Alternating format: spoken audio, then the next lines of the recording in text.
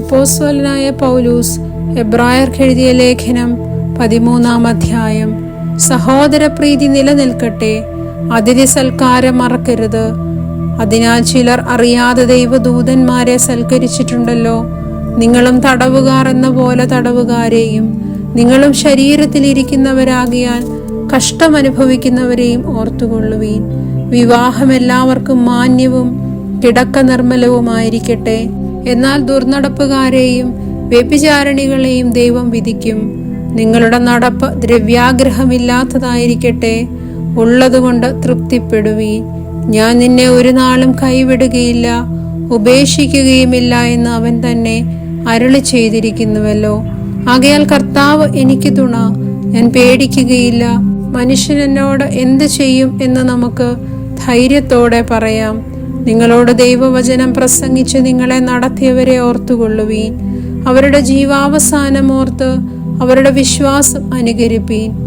യേശുക്രിസ്തു ഇന്നലെയും ഇന്നും എന്നേക്കും അനന്യൻ തന്നെ. വിവിധവും അന്യവുമായ ഉപദേശങ്ങളാൽ ആരും നിങ്ങളെ വലിച്ചു കൊണ്ടുപോകരുത്. ആചരിച്ചു പോന്നവർക്ക് പ്രയോജനമില്ലാത്ത ഭോജന നിയമങ്ങളാലല്ല, കൃപയാൽ തന്നെ ഹൃദയം ഉറപ്പിക്കുന്നത് നല്ലത്. കൂടാരത്തിൽ ശുശ്രൂഷിക്കുന്നവർക്ക് അഹോവൃത്തി കഴിപ്പാൻ അവകാശമില്ലാത്ത ഒരു യാഗപീഠം നമുക്കുണ്ട്. മഹാപുരോഹിതൻ പാപപരിഹാരമായി രക്തം വിശുദ്ധ മന്ദിരത്തിലേക്ക് കൊണ്ടുപോകുന്ന മൃഗങ്ങളുടെ ഉടൽ പാളയത്തിന് പുറത്തു വെച്ച് ചുട്ടുകളയുന്നു. അങ്ങനെ യേശുവും സ്വന്തം രക്തത്താൽ ജനത്തെ വിശുദ്ധീകരിക്കേണ്ടതിന് നഗരവാതിലിന് പുറത്തു വെച്ച് കഷ്ടം അനുഭവിച്ചു. ആകയാൽ നാം അവന്റെ നിന്ന ചുമന്നുകൊണ്ട് പാളയത്തിന് പുറത്ത് അവന്റെ അടുക്കൽ ചെല്ലുക. ഇവിടെ നമുക്ക് നിലനിൽക്കുന്ന നഗരമില്ലല്ലോ, വരുവാനുള്ളത് അത്രയും നാം അന്വേഷിക്കുന്നത്. അതുകൊണ്ട് അവൻ മുഖാന്തരം നാം ദൈവത്തിന് അവന്റെ നാമത്തെ ഏറ്റുപറയുന്ന അധരഫലം എന്ന സ്തോത്രയാഗം ഇടവിടാതെ അർപ്പിക്കുക. നന്മ ചെയ്യുവാനും കൂട്ടായ്മ കാണിപ്പാനും മറക്കരുത്. ഈ വകയാഗത്തിലല്ലോ ദൈവം പ്രസാദിക്കുന്നത്. നിങ്ങളെ നടത്തുന്നവരെ അനുസരിച്ച് കീഴടങ്ങിയിരിപ്പീൻ. അവർ കണക്ക് ബോധിപ്പിക്കേണ്ടുന്നവരാകിയാൽ നിങ്ങളുടെ ആത്മാക്കൾക്ക് വേണ്ടി ജാഗരിച്ചിരിക്കുന്നു. ഇത് അവർ ഞരങ്ങിക്കൊണ്ടല്ല, സന്തോഷത്തോടെ ചെയ്യുവാൻ ഇടവരുത്തുവീൻ.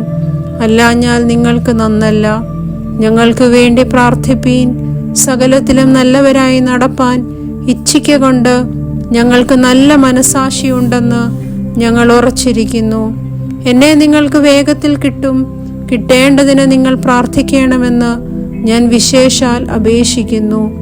നിത്യനിയമത്തിന്റെ രക്തത്താൽ ആടുകളുടെ വലിയ ഇടയനായ നമ്മുടെ കർത്താവായ യേശുവിനെ മരിച്ചവരുടെ ഇടയിൽ നിന്നും മടക്കി വരുത്തിയ സമാധാനത്തിന്റെ ദൈവം നിങ്ങളെ അവന്റെ ഇഷ്ടം ചെയ്യുവാൻ തക്കവണ്ണം എല്ലാ നന്മയിലും യഥാസ്ഥാനപ്പെടുത്തി തനിക്ക് പ്രസാദമുള്ളത് യേശുക്രിസ്തു മുഖാന്തരം നമ്മിൽ നിവർത്തിക്കുമാറാകട്ടെ.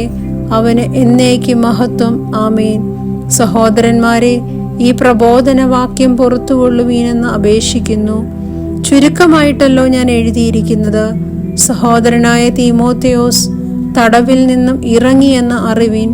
അവൻ വേഗത്തിൽ വന്നാൽ ഞാൻ അവനുമായി നിങ്ങളെ വന്നു കാണും. നിങ്ങളെ നടത്തുന്നവർക്ക് എല്ലാവർക്കും സകല വിശുദ്ധന്മാർക്കും വന്ദനം ചൊല്ലുവീൻ. ഇതല്യക്കാർ നിങ്ങൾക്ക് വന്ദനം ചൊല്ലുന്നു.